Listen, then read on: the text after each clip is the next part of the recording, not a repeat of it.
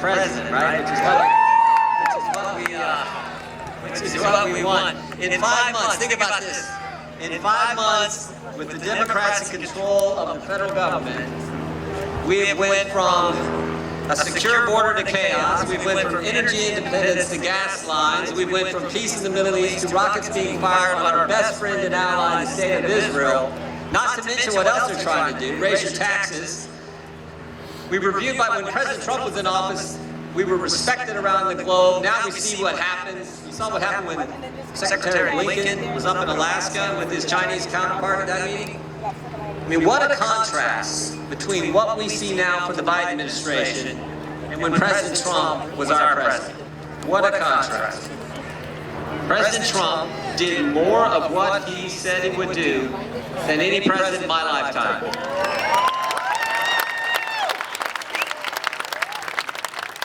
I tell folks all the time, we make this job way too complicated. What did you tell the voters you were going to do?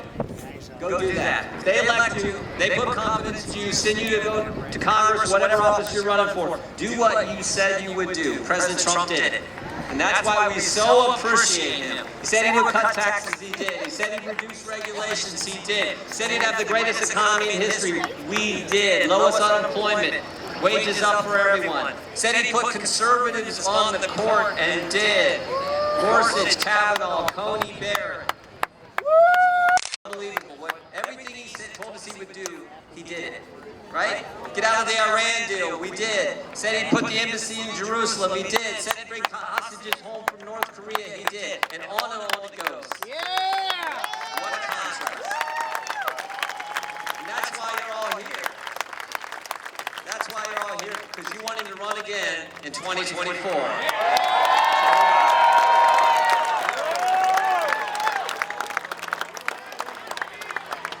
No one has proven that he can stand up to the swamp and do what he said like President Trump did. Unbelievable.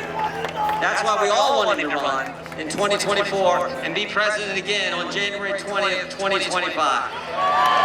So thank you. Thank you for fighting the good fight. Thank you for being involved. It is so important today that people who love this country, the Constitution, the values, the principles, the institutions that make us the greatest nation ever, it's so important you stay involved. I mean, the left has lost their mind. They're great. I mean, the policies they're pushing. There was 1 week, a couple months ago, in 1 week time, the week started off with Congresswoman Tlaib saying we should get rid of police. Not just defund, get rid of police. It's crazy. The week ended, if you remember this week, the week ended with the trial judge in Minneapolis admonishing Maxine Waters for the ridiculous things she said while the jury was deliberating. And in between those two events, the Democrats in the House passed legislation to make D.C. a state so they could get 2 new U.S. senators. And the very next day, they introduced legislation to put 4 new associate justices on the Supreme Court to pack the court. 6 days. That doesn't underscore how crazy the left has become and why it's so important we stay engaged and help President Trump get back in the White House. I don't know what does. So thank you. The biggest concern I have, and I'll finish here, the biggest concern I have is what has happened to our liberties over the past several years. Stop and think about it. Every single right we enjoy as Americans under the First Amendment has been assaulted. Every single one. You got 5 liberties under the First Amendment. Your right to practice your faith, your right to assemble, your right to petition the government, freedom of the press, freedom of speech. Every single one's been attacked. There are still places in the country today where a full congregation can't meet on Sunday morning. Your right to assemble. I gave a speech 6 weeks ago to the New Mexico Republican Party in Amarillo, Texas, because they had to go to Texas to get freedom to assemble. In their own state, they weren't allowed to meet.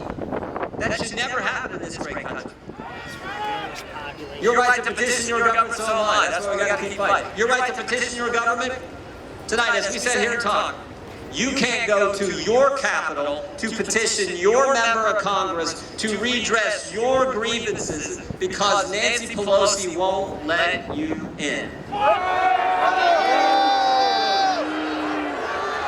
And freedom of the press, you know,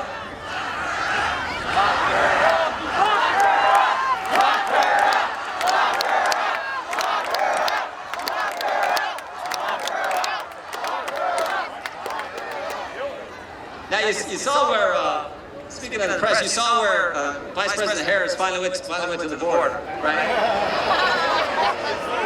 That's because President Trump's going there next week. Of course, she had to go.